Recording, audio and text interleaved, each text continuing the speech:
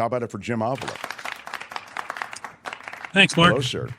Good to talk to you again. Yeah, it's great to have you back with us for just a few minutes, even if that's all we manage. I wonder if you can speak to this O.J. Simpson case. You really were with it for every beat of that story.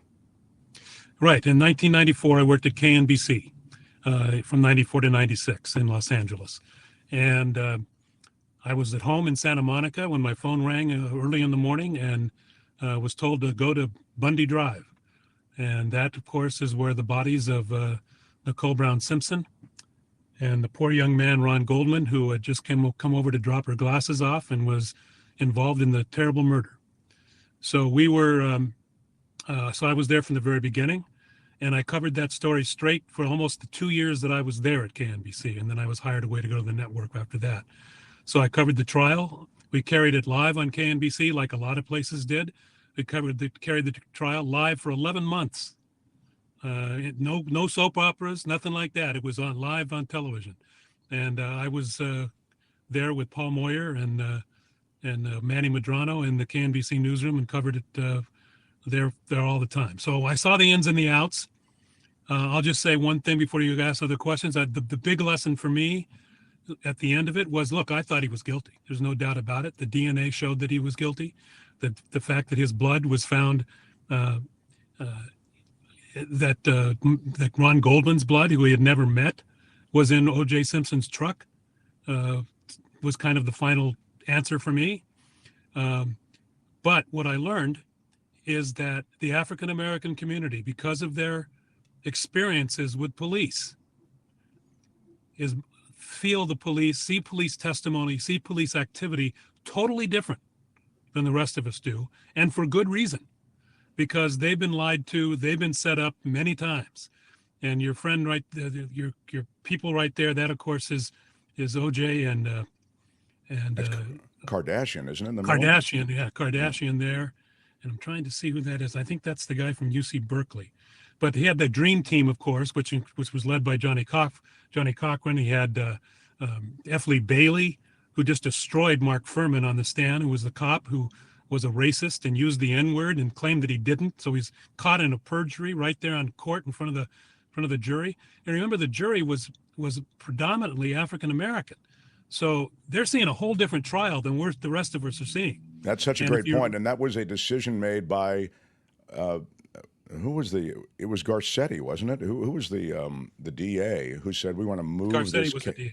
Yeah, we want to move this case to from Santa Monica, where it would have been tried. After all, that's where the crime happened in Brentwood. We want to move it downtown. That changed the jury pool. He was worried about it being having the look of racism if it were just tried by a white jury, right? Yeah, he wanted to. He O.J. Simpson was an icon. Now, what's interesting is that O.J. Simpson became this hero of the African American community, allegedly, when he was the least black person who was black in the entire world. O.J. Simpson didn't hang with the folks in the hood. He lived in Brentwood. He lived in a huge mansion. He hung with cops.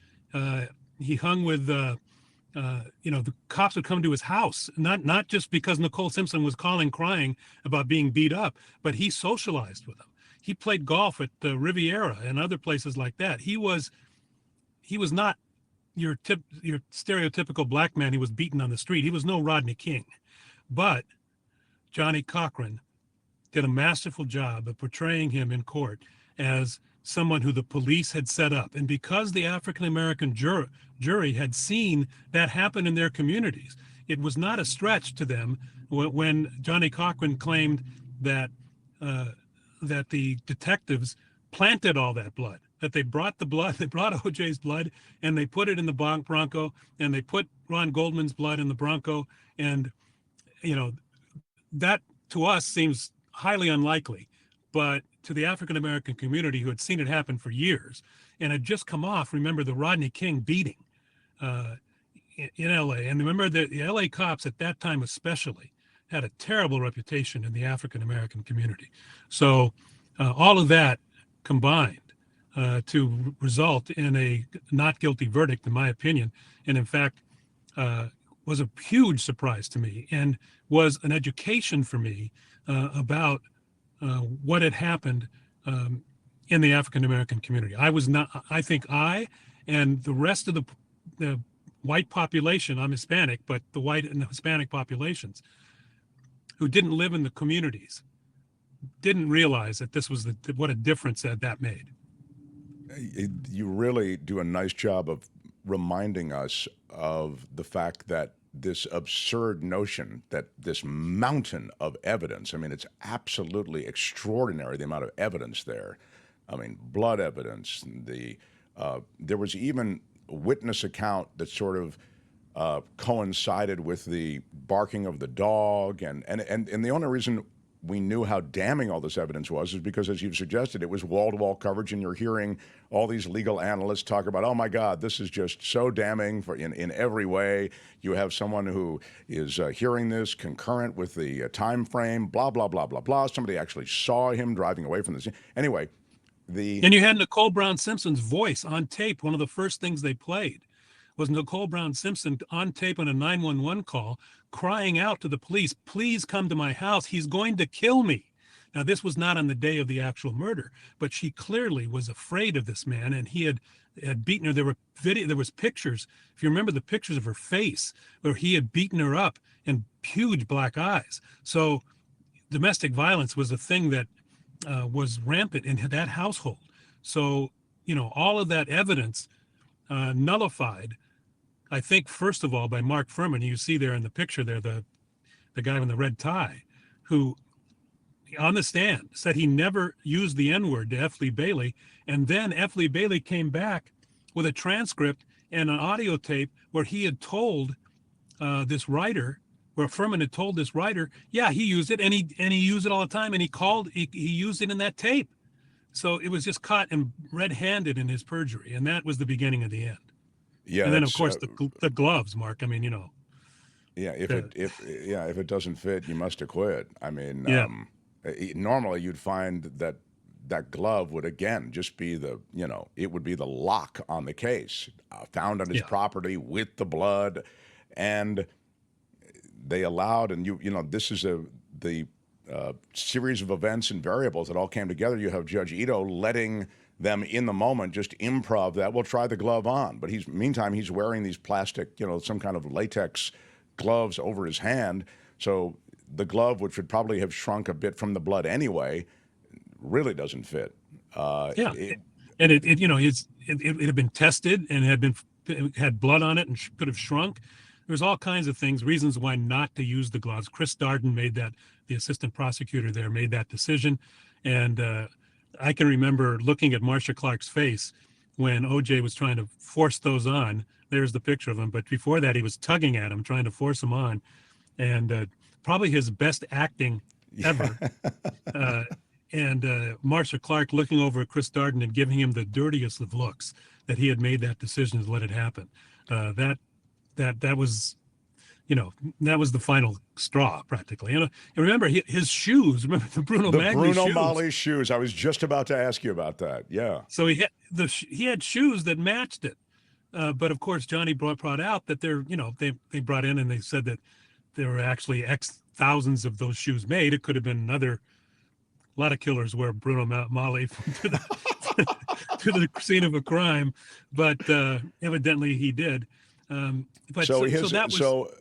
So when he was acquitted, there is, and I'm going to ask David Katz, who's the lawyer who joins us on Thursdays, about this, because there is, as you sort of suggested, there is a series of inflection moments, all of which, there he is with the Bruno Malis, that played into this. It seemed as though it was a case to me that was, because of all the evidence, how could you possibly lose it? Even with a bunch of missteps, how could you lose it?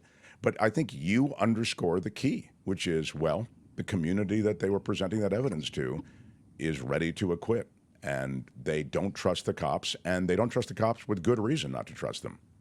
Yeah, they heard the evidence totally different than the majority population did. There's no doubt about that.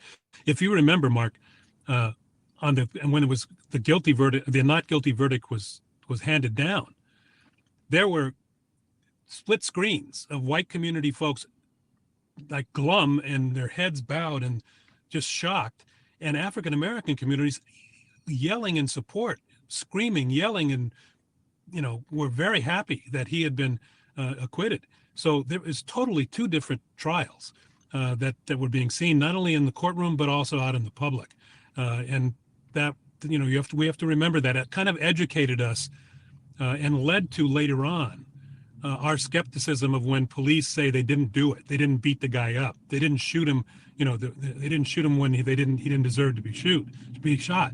So now we know that it's a possibility that needs to be considered. Not always the case, but needs to be looked at carefully. And there also is. Yeah, go ahead. Sorry. I was just going to mention the sequestering, which is mentioned here in the Katie says the evidence pointed to guilt. However, Ito sent the jury out of court continually, and their sequestering or sequestration was severe. Could that have made a difference to what the jury knew? Oh, I thought the jury was just ready to end it already. They'd had enough of being sequestered. Isn't that right, Jim? Yeah, they were anxious to get out, but I don't think. I mean, they're only supposed to consider what they see in court. So the fact that they were sequestered, I don't think made any difference in the verdict. What they didn't see was all the extraneous stuff, which they shouldn't see. They should only see what goes on in court. That's our system. That's the rules. And remember, that same evidence. So they did move the civil trial. The civil trial was in Santa Monica. And that's where the Golden family sued him for wrongful death. And he was held responsible for Nicole Brown Simpson's death. In other words, he was held accountable for murder, but in a civil court, which meant they just got an award of millions of dollars, which they've never collected because he moved to Florida, where it was more difficult, where he could keep his house and where they couldn't get the money from him. I in fact moved to Miami at one point in my network career and saw him at a park, sitting out in the park. And I went up to him, and he did not like me. He knew what was going on with coverage, and he knew that I was critical of, said the things that I just said to you. And this was before, of course, the verdict. He mentions me in civil court. He said, I remember coming home and that Jim Avila was standing out in front of my house, and he didn't leave for months. So he knew who I was. We talked for a little bit. He was not very civil. He was not happy about that. But he went on to Florida, lived in Florida until he died. The industry, except for the time that he was in Nevada in jail, Vegas, in Las Vegas, he did serve probably a make-good kind of sentence, meaning it was in excess of what someone else who was in the same circumstance might have served. Yeah, I think he got 9 years for stealing back his own stuff. Well, he had a gun. I mean, there was what? Well, he didn't have a gun, but his friend had a gun. Yes. Okay, his friend had a gun. He was part of a troop that had a gun. Absolutely. Yeah. I'm not saying it was a not. He shouldn't have been guilty, but it was still his own stuff that he got back. As I say, it was a make good. Yeah. But the industry that grew up around him, then I'll let you go here, but you're so cool. And by the way, Jim is pulled over to the side of the road. We don't need any of this. Like, Jim, it's not safe to speak to us while you're driving. He's pulled over. The industry that grew up around the trial. I mean, while the trial was going on, the Tonight Show did the Dancing Itos. You had, after the trial, you have Marcia Clark with her own talk show. You had, then after a few years passed, the dramatic depictions of what the trial was like and what was going on the inside. It was a great, I think, boon to tabloid TV, hard copy, and those kinds of shows. So it was quite extraordinary, Jim, how it really spawned an industry. I think we may have lost Jim, but anyway, that was my thought on it. We were just finishing with Jim anyway. The only thing I wanted to ask Jim about, does anyone know what I might have still wanted to ask Jim Avila about? If you guessed... There's always been, in this country, 30 to 35% idiots. His drop, 30 to 35% idiots, won Mark's Madness, and it was the Cinderella story of Mark's Madness, and I wanted to ask him about that, but never got around to it. Anyway, thanks to Jim Avila for hanging out with us and reflections on the OJ case. Again, I think first to the crime scene, and then after that, they're at Rockingham, and they're in the court, and they're night after night reporting it for a couple of years until the verdict came down. So, good stuff from Jim Avila. Hi, it's Mark, and I thought that was great. Hit the notification bell, you'll know whenever there's a new video being dropped, and please subscribe to our channel to help us save the universe.